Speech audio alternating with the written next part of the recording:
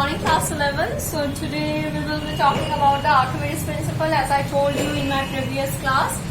So in our 13th class, while discussing the 10th chapter of our physics NCERT book, that is the mechanical properties of fluid, we have come to the end of this section. That means talking about the mechanical properties of fluid when the fluid is at rest. And the last topic is the Archimedes principle over there.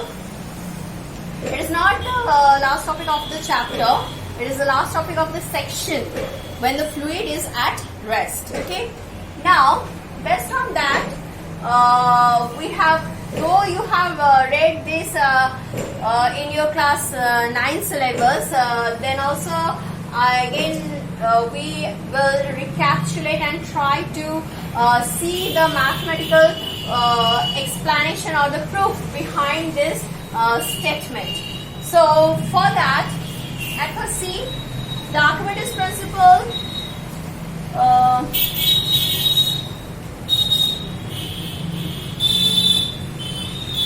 The Archimedes principle, this principle states that any body completely or partially submerged in fluid at rest, any body completely or partially submerged in fluid at rest is acted upon by an upward force, which you all know is known as the buoyant force, the magnitude of which is equal to the weight of the displaced fluid by the body. So you have seen this, you have read about this in your previous class.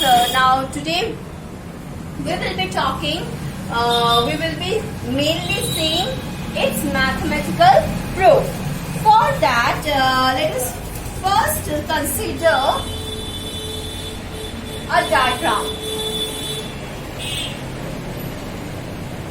So here I have considered a cylindrical container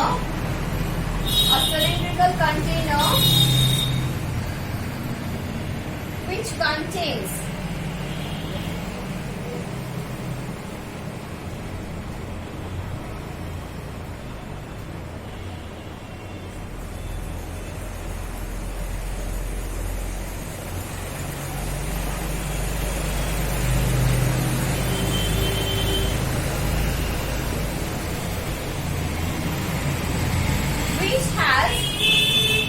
one object whose upper surface is x depth below the top surface of the fluid.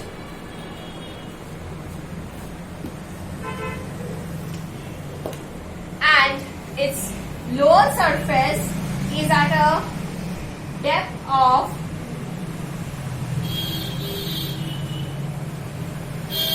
h from the top surface. Okay, or better if I consider it from here. That means the height of the object is h, which is x depth below the upper surface of the liquid. Here the liquid we have considered its density, let its density be rho, and the density of the solid object be sigma. So what we know that weight of the, at first let us consider, so we are doing the proof. Let us consider the weight of the solid in air is W1 and inside the liquid is W2. So W1 equals to mg where m is the mass of the solid, and this can be written as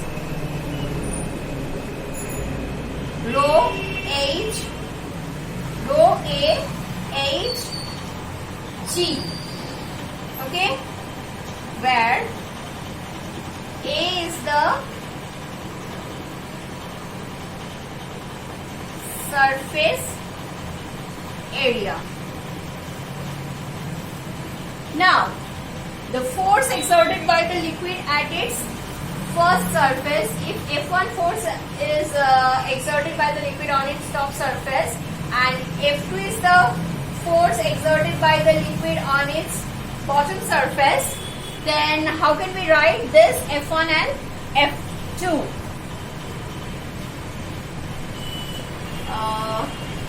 So I will rub this section.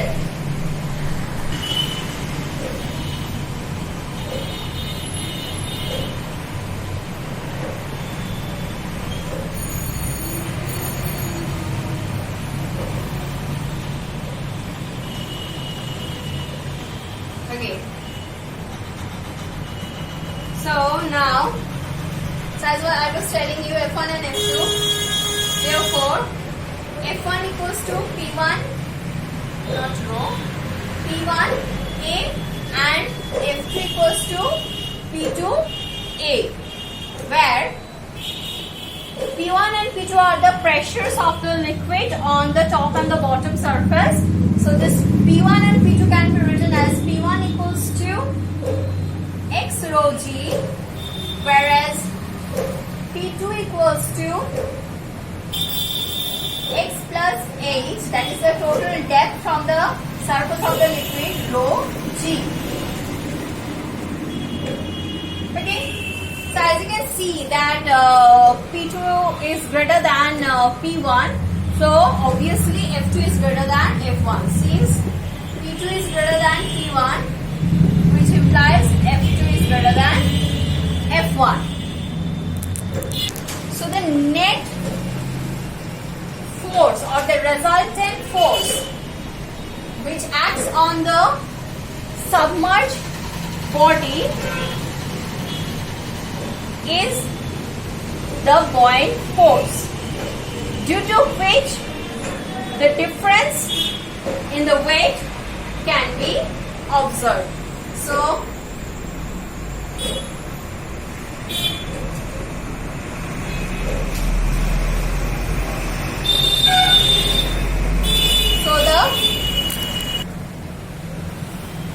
the buoyant force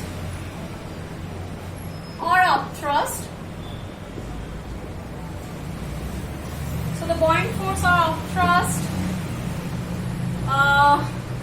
if I write it with U, this is actually the difference in the two forces, F2 minus F1. So it can be written as,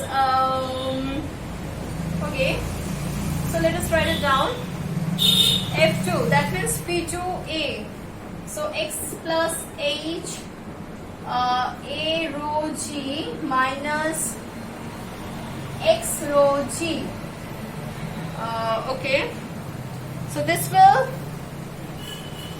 end up with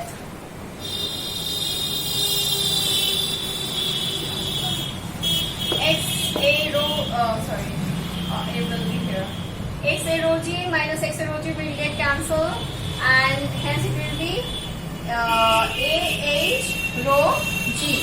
So this is the upthrust. Now AH actually represents what? This represents nothing but the volume. So V rho G, where V is the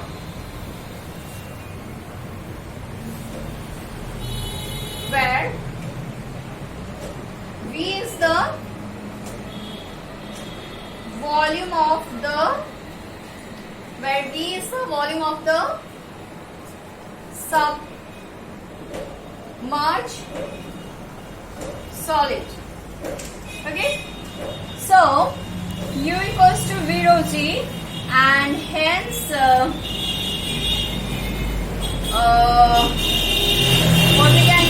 now, so the upthrust U is V rho G. The V is the volume of the solid, but as you can see, the density of the solid is sigma. Here it is multiplied with rho. So that means this is nothing but, therefore, U equals to V rho G. That means V and rho. So it can be, it is nothing but weight of the displaced liquid. This is the weight of the displaced liquid. Since when the volume, so when the solid will be inside the liquid, so this solid will displace equal volume of the liquid, only then the solid will be able to make a place for itself. So this V, when is multiplied with rho, so this becomes the mass of the displaced liquid, and when it is multiplied with G, it becomes the mass of the, it becomes the weight of the displaced liquid. So this was the relation. So now, as we have seen that Archimedes principle states that the object completely or partially immersed in a liquid will displace equal amount of fluid, will displace, that means this weight of the displaced fluid will be equal to the weight of the submerged buoyant force, not submerged, the buoyant force applied by the liquid. Okay. So here the buoyant force is equal to the weight of the displaced liquid, hence proved.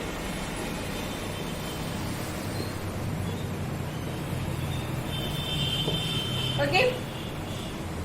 Now this relation, from this what we can draw, what we can write. So outside the liquid or the fluid, the weight of the object was W1. That means in air. And inside the liquid it is W2. So where the weight is going, how this loss of weight is taking place, only because of this buoyant force, that is equals to V rho G. That is equals to V rho G. So with the help of this relation, or with the help of the Archimedes principle, we can determine the following things. What are they? The first thing is to find the volume of a body. That means how much part of a body is submerged in a liquid. Then the next one is that specific gravity of the material of a solid. It is very important because only because of this the law was invented, or the principle was invented. Because as you know, the famous story or the incident behind the invention of this Archimedes principle is that the Archimedes was told by the king to judge whether the thorn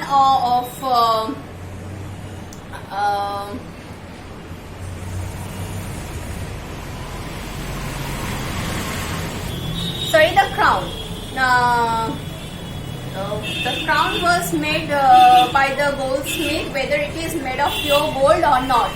To judge this thing, the Archimedes was given the responsibility, and to come to a perfect result, whether the crown was made of pure gold or not, the Archimedes invented this principle, which is the fundamental law of fluid mechanics. Okay. So specific gravity of the material of a solid, and the next one is the condition of flotation of a body. So in our next class we will be discussing about the applications of the Archimedes principle, and we will try to solve one or two numericals based on that. Then we will move on to the mechanical properties of fluid when the fluid is in motion. Till then, you please revise up to what we have covered and keep practicing. Thank you.